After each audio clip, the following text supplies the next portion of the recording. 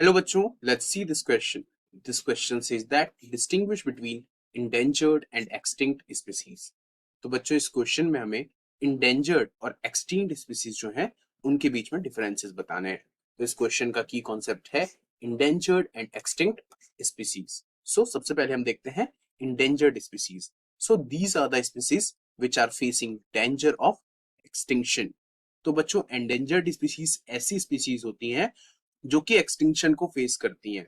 That means उनकी population बहुत ज्यादा कम होने लगी है and they are on the verge of extinction.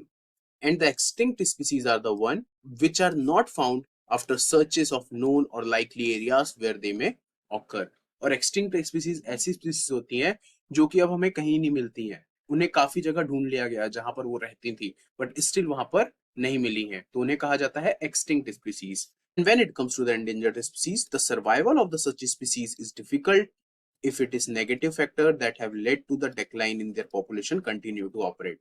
अब जैसे कुछ फैक्टर्स होते हैं जिनके की कारण इनकी पॉपुलेशन कम होती है, जैसे कि ग्रेट इंडियन बस्टर्ड है, वो राजस्थान में है जहां पर की लाइंस लगी हुई हैं, हाई टेंशन लाइंस, उसके कारण उनकी डेथ हो रही है. अगर ये फैक्टर्स कंटिन्यू होंगे तो ये जो इंडेंजर्ड स्पीसीज है वो एक्सटिंक्ट होने लगेंगी.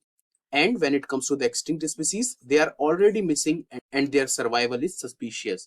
Extinct species already खत्म हो चुकी हैं और उनका जो सर्वाइवल के चांसेस हैं वो बहुत मिनिमल है. And example of the endangered species are black buck, wild ass, Indian rhino, crocodile, lion-tailed macaque, great Indian bustard and many others.